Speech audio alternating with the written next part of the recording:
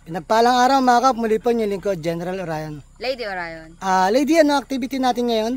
Samahan niyo po kayong maggulay at kumuha ng luya. Tara, dito kami sa Sapa, samahan nyo kami. So yan mga kap, bali kakagaling lang namin dito at kumuha tayo ng gabi. Ngayon, pupunta tayo doon at kukuha naman tayo ngayon ng luya. Ganun pa rin mga kap, kasama pa rin natin ang ating mga alaga.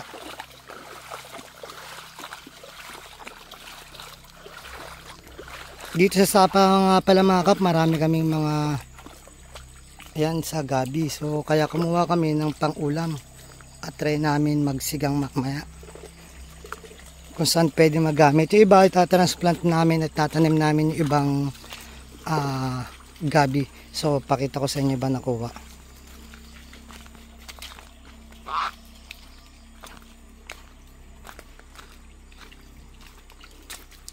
So andito na nga pala tayo mga kap. Meron pa kaming gabi din luya sa taas. So ito yung nakuha nating gabi kanina. Ayan. So ito yung luya. So kasama nga pala uli natin si JM. Ayan. So ito yung luya. Kuha sila.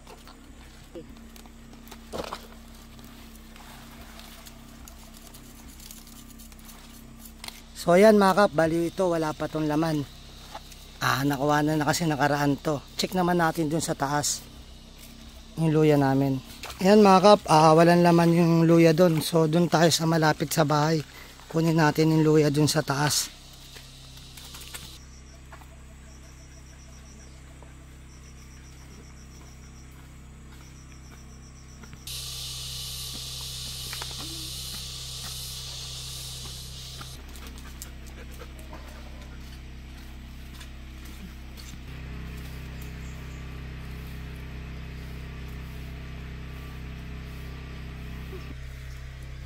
So, tara, tahan natin yun.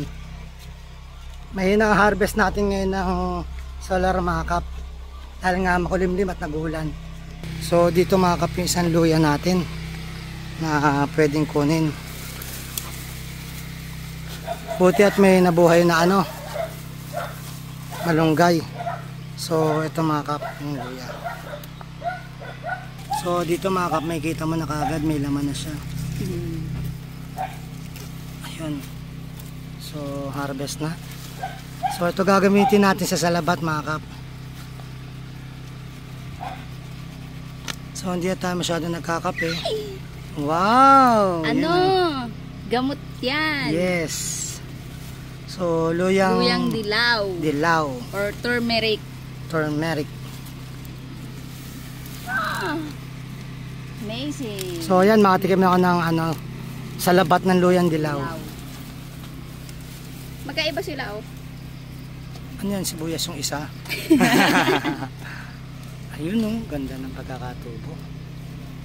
So tatransplant ulit ni Jem yan. Ayun ang likot ng asa na ang alaga talaga natin. Dami.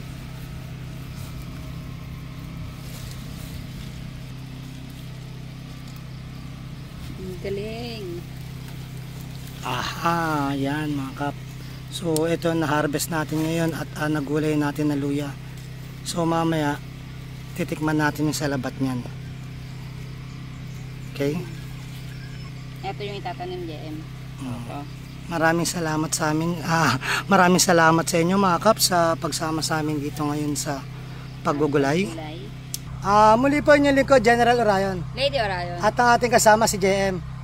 Taos puso po nagpapasalamat sa inyo na walang sawang panonood sa aming mga video at live. Na sana po gabayan kayo ng Panginoon, sampunan niyo mga pamilya, na sana po humingi tayo ng gabay sa Kanya, sa isip, sa salita at gawa, upang magampanan natin tungkulin natin dito sa mundong ibabaw, na nais sa Kanya mga kagustuhan at mga kahilingan. Muli po, maraming salamat. God bless.